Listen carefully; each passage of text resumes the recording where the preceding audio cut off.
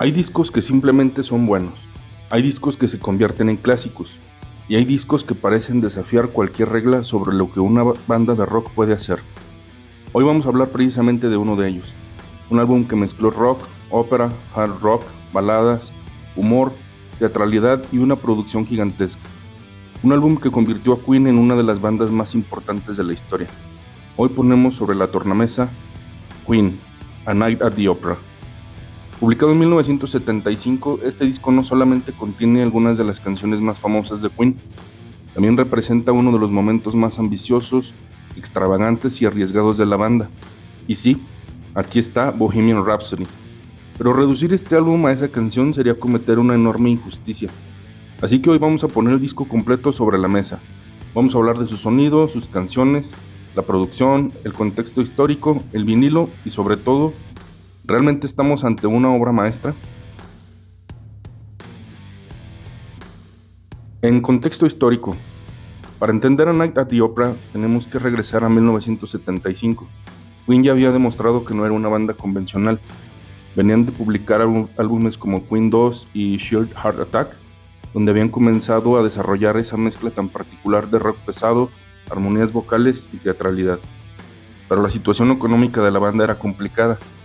Queen tenía éxito, pero también estaba atrapada en contratos que no le permitían disfrutar plenamente de los beneficios de su trabajo. Finalmente, la banda consigue liberarse de esas restricciones y firma con EMI. Y entonces sucede algo importante. Queen recibe una libertad creativa mucho mayor y decide utilizarla al máximo. El resultado es un álbum que parece decir, vamos a hacer exactamente lo que queremos. Esta es una producción monumental. La producción de A Night at the Opera fue extremadamente ambiciosa para su época. La banda trabajó con el productor Roy Thomas Baker, quien ya había colaborado con Queen anteriormente. Freddie Mercury, Brian May, Roger Taylor y John Deacon tenían personalidades musicales muy diferentes, pero precisamente esa diferencia terminó convirtiéndose en una de las grandes virtudes del disco. Freddie aportaba el dramatismo, el piano, las armonías y una sensibilidad teatral. Brian May aportaba sus guitarras, pero también composiciones mucho más sofisticadas de lo que normalmente asociamos con el hard rock. Roger Taylor aportaba energía, agresividad y una personalidad vocal propia, y John Deacon aportaba una característica fundamental: equilibrio. La producción buscaba que todo sonara enorme. Las voces fueron grabadas y dobladas múltiples veces. Las armonías vocales se convirtieron prácticamente en otro instrumento. Las guitarras de Brian May podían sonar como una orquesta, y todo esto se consiguió utilizando tecnología analógica y técnicas de estudio que para la época eran extraordinariamente complejas. Y ahora hablamos del vinilo. Esta portada pues se presenta en un fondo blanco limpio con el icónico escudo de la banda al centro. Este emblema fue diseñado por Freddie Mercury antes de ser famoso, aplicando sus estudios de diseño gráfico. El significado es pues el retrato simbólico basado en los signos del zodiaco de los integrantes de la banda. Y apreciamos la letra Q que se sitúa en el centro, coronando toda la composición. Los dos leones que representan a Roger Taylor y John Deacon, quienes comparten el signo Leo.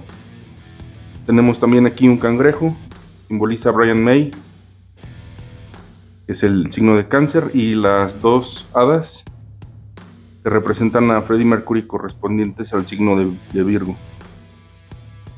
Y tenemos también aquí el gatefold con la letra de canciones y bueno, ilustraciones de Freddie Mercury, Brian May, Roger Taylor y John Deacon. Tenemos la inner sleeve que muestra aquí a la banda tocando y bueno, más ilustraciones de la banda. Este es un vinilo de 180 gramos, es una reedición de 2015. Tenemos el vinilo y bueno, creo que A Night at the Opera es uno de esos álbumes que merece escucharse con calma. No es un disco para poner de fondo mientras haces otra cosa, ya que hay demasiados detalles, las armonías vocales, guitarras, cambios de dinámica, efectos, arreglos, las pequeñas transiciones. Por eso recomiendo escucharlo completo y si es posible con unos buenos audífonos o un sistema estéreo decente. En una buena edición de vinilo las partes más tranquilas pueden sentirse muy íntimas, mientras que las secciones grandes adquieren una escala impresionante. Eso sí, la experiencia puede variar bastante dependiendo de la edición y del estado del vinilo. Y bueno, vamos al análisis de canciones. En el lado A, empezando, tenemos Dead on Two Legs, y desde los primeros segundos queda claro que Queen no viene a jugar. El piano de Freddie es oscuro, teatral y amenazante. La guitarra de Brian May entra con una fuerza impresionante, pero lo más interesante es la letra, ya que esta canción está dirigida contra el antiguo representante de Queen, Norman Sheffield, con quien la banda había tenido una relación extremadamente conflictiva. Y Freddie no se guardaba absolutamente nada, es una canción venenosa pero también sofisticada. Musicalmente demuestra algo importante, que Queen podía ser pesada sin sonar como una banda convencional de hard rock. Después seguimos con Lazy on a Sunday Afternoon, y aquí Queen hace algo completamente inesperado. Demuestra de una canción agresiva y oscura, llega una pieza diminuta, divertida y casi caricaturesca. Lazy on a Sunday Afternoon dura poco más de un minuto, pero es suficiente para cambiar completamente el ambiente. Es prácticamente una pequeña escena musical británica. Aquí Freddie canta con una voz deliberadamente exagerada y las armonías le dan ese carácter casi de teatro musical. Es una de esas pequeñas canciones que demuestran que Queen no tenía miedo de experimentar. Después tenemos I'm in Love with My Car, que ahora le toca el turno a Roger Taylor. I'm in Love with My Car, y aquí aparece otra personalidad de Queen. La canción es rockera, directa y mucho más pesada. Roger canta con una voz áspera que contrasta enormemente con la elegancia vocal de Freddie, y la letra básicamente es una declaración de amor a un automóvil. Y aunque pueda parecer una canción sencilla, tiene muchísimo carácter. Además, demuestra que Queen no era solamente Freddie Mercury, cada integrante tenía espacio para aportar sus propias ideas. Y después seguimos con You're My Best Friend. Es uno de los grandes clásicos del álbum, compuesta por John Deacon, y aquí encontramos a un Queen mucho más accesible. La canción tiene una melodía increíble, pegajosa y un tono cálido, pero hay un detalle interesante. El sonido que asociamos con el teclado de la canción proviene de un Wurlitzer, no de un piano tradicional, y eso le da ese timbre tan reconocible. Y la canción demuestra algo que muchas veces olvidamos. Queen podía hacer grandes himnos de estadio, pero también podía escribir canciones pop extremadamente eficientes. Ahora llegamos a una de las composiciones más interesantes de Brian May, 39. A primera escucha puede parecer una canción folk, pero detrás de ella hay una historia de ciencia ficción. Aquí Brian May se inspira en una idea relacionada con los viajes espaciales y la relatividad. La canción cuenta la historia de personas que viajan al espacio y regresan encontrándose con que la Tierra ha pasado mucho más tiempo. Musicalmente es fascinante porque utiliza una guitarra acústica con una sensibilidad casi de música tradicional. Es una pequeña pausa dentro del gigantesco universo sonoro del disco. Después tenemos Sweet Lady, de repente rock pesado, una de las canciones más agresivas del álbum. Aquí Brian May utiliza una guitarra mucho más contundente. La canción tiene riffs fuertes y una estructura bastante directa. No es necesariamente la composición más sofisticada del disco, pero funciona como una descarga de energía y ayuda a que el álbum no se convierta únicamente en una colección de piezas teatrales y experimentales.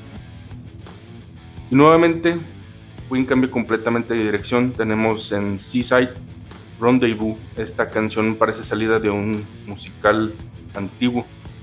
Hay voces, arreglos exagerados y una atmósfera casi de cabaret. Es divertida, es teatral y es completamente extravagante. Y precisamente por eso funciona. Queen no intenta esconder sus influencias, sino que las convierte en parte de su propia identidad. Y bueno, luego vamos al lado B. Y en el lado B tenemos una de las partes más ambiciosas del álbum, que es la canción The Prophet Song. Es una composición de Brian May que supera los 8 minutos. Y aquí Queen entra nuevamente en territorio experimental. Tenemos guitarras pesadas, cambios de dinámica, secciones vocales, armonías y una atmósfera casi post-apocalíptica. Una enorme sección vocal donde Freddie aparece multiplicado mediante capas de grabación. Para 1975 esto era impresionante. No había edición digital, no existían Pro Tools y todo tenía que construirse físicamente en el estudio. y eso hace que estas producciones resulten todavía más impresionantes. Después tenemos Love of My Life, que es probablemente uno de los momentos emocionalmente más fuertes del álbum. La canción fue escrita por Freddie Mercury y está asociada a su relación con Mary Austin. Aquí Freddie abandona prácticamente toda la grandilocuencia. La interpretación es íntima, el piano es protagonista y Brian May aporta una guitarra con una sensibilidad extraordinaria. Es una canción que demuestra que Queen no necesitaba una producción gigantesca para emocionar. De hecho, probablemente sea precisamente su sencillez lo que la hace tan poderosa. Y ahora Brian May vuelve a sorprendernos en Good Company. Aquí aparece una faceta mucho más tradicional de la música británica. La canción tiene un aire casi folclórico, pero existe un detalle extraordinario. Brian May utiliza su famosa Red Special, la guitarra que construyó junto con su padre cuando era joven. Y aunque la canción puede parecer sencilla, demuestra nuevamente la enorme variedad musical que Queen podía manejar. Y llegamos al momento inevitable, la canción, el fenómeno, la obra que cambió la historia de Queen, Bohemian Rhapsody. En 1975 era difícil imaginar una canción como esta llegando a la radio, ya que no tiene una estructura tradicional, ni tiene un estribillo convencional, no es exactamente una balada, no es exactamente rock, no es ópera, es todo al mismo tiempo. La canción comienza prácticamente como una confesión, después se transforma en una balada y posteriormente explota en una sección operística. Finalmente vuelve al rock y termina de una manera casi cinematográfica. Lo verdaderamente impresionante es que todo esto funciona. La canción podría haberse convertido fácilmente en un desastre pretencioso, pero no ocurrió. Cada sección tiene personalidad y las transiciones son parte de su magia. Y una de las grandes razones por las que esta canción se volvió legendaria es su sección operística. Freddie, Brian y Roger grabaron múltiples capas vocales para crear esa enorme sensación coral, y el resultado parece mucho más grande que 3 personas cantando. Y aquí aparece uno de los grandes secretos de Queen, las armonías vocales. Freddie podía cantar una melodía, Brian podía añadir otra, Roger otra más, y todas podían combinarse hasta crear algo parecido a una orquesta vocal. La producción convierte sus voces en una especie de instrumento gigantesco. El álbum termina con una interpretación instrumental del himno británico God Save the Queen.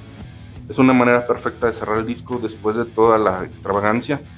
Aquí Queen termina con algo monumental y también deja claro una declaración implícita, que la banda ya no está pensando como un grupo de rock convencional, está pensando en términos de espectáculo, de teatro, de grandes escenarios y de legado. ¿Y qué hace tan especial este álbum? Pues creo que la respuesta está en una palabra: ambición. Ya que Queen no tenía miedo de hacer demasiado. Una canción podría durar más de 8 minutos, podían pasar del hard rock al cabaret, de una balada a una pieza de ciencia ficción, de una canción pop a una mini ópera, y sorprendentemente todo pertenece al mismo álbum. Y esto es muy difícil de conseguir, porque cuando una banda experimenta demasiado, el resultado puede sentirse disperso. Pero aquí existe una identidad común, y esa identidad se llama Queen. Lo mejor y lo menos destacado. Lo mejor son bastantes cosas que puedo mencionar, entre ellas la producción, armonías vocales, la variedad musical, la interpretación de Freddie, las guitarras de Brian, la participación de los 4 integrantes y evidentemente pues Bohemian Rhapsody, ¿no? Pero también hay que destacar canciones como The Prophet Song, Love of My Life, You're My Best Friends y Death on Two Legs. Lo menos destacado, pues quizá algunas canciones se sienten más como experimentos o pequeñas piezas de transición, como composiciones indispensables. Sweet Lady, por ejemplo, puede sentirse menos memorable al lado de alguna de las otras canciones, aunque creo que eso no afecta demasiado la experiencia en general, porque el álbum funciona precisamente gracias a esta diversidad. Y bueno, más de 5 décadas después, este álbum envejece bien, pues sí, y quizá incluso mejor de lo que muchos podrían haber imaginado, porque A Night at the Opera no depende de una moda, no depende de un sonido particular de los 70s. Su principal atractivo está en la composición, la interpretación y la producción, y esas cosas no envejecen fácilmente. De hecho, escuchar hoy las armonías vocales y las técnicas de grabación utilizadas en el álbum hace que uno aprecie más todavía el trabajo que hay detrás de él. Y bueno, a este disco pues yo le doy un 10 de 10. Es una obra maestra, pues para mí sí, y no necesariamente porque todas sus canciones sean perfectas, sino porque este álbum representa algo que pocas bandas consiguieron: libertad creativa absoluta convertida en música memorable. Queen tomó rock, pop, ópera, música tradicional, cabaret, humor y teatralidad. Y creo que algo solamente podía sonar como Queen.